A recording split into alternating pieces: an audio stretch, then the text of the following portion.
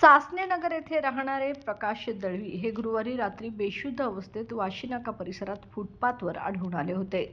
दरम्यान त्यांना उपचारासाठी CPR येथे दाखल केले असता उपचारापूर्वीच त्यांचा मृत्यू झाल्याचं डॉक्टरांनी सांगितलं होतं। करवीर पोलिसांना हा प्रकार संशयास्पद आढळून आला। प्रकरणाचा छडा लावत प्रकाश दळवी यांचा खून करणाऱ्या तिघा संशयितांना ताब्यात घेतलंय। प्रकाश दळवी यांनी कर्ज मंजूर करून देतो असं सांगून आरोपींनी 65,000 रुपये घेतले होते। मात्र दळवी यांचे कर्ज मंजूर करून दिलं नव्हतं। यातूनच दळवी आणि संशयित आरोपींचा जरगनगर इथल्या शीश हॉटेल परिसरात वाद झाला। यावेळी संशयितांनी प्रकाश दळवी याला मारहाण करून गंभीर जखमी अवस्थेत फुटपाथवर टाकून पलायन केलं। या प्रकरणी शिरोली दुमाला येथे राहणाऱ्या सचिन घाटगे, रोहित उर्फ बट्टू कांबळे, योगेश खोंद्रे या तिघा संशयितांना अटक करण्यात आली आहे।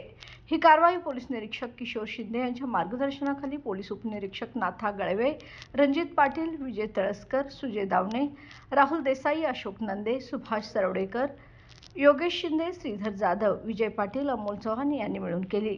तर यातील अन्य दोन संशयित अजिंक्य शहापुरे, ओंकार पाटील हे दोघे अद्याप फरार आहेत।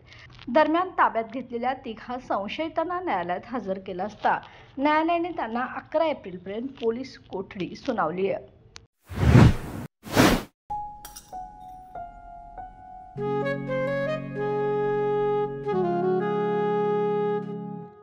बाबा, आज येताना बासुंदी घेऊन या ना।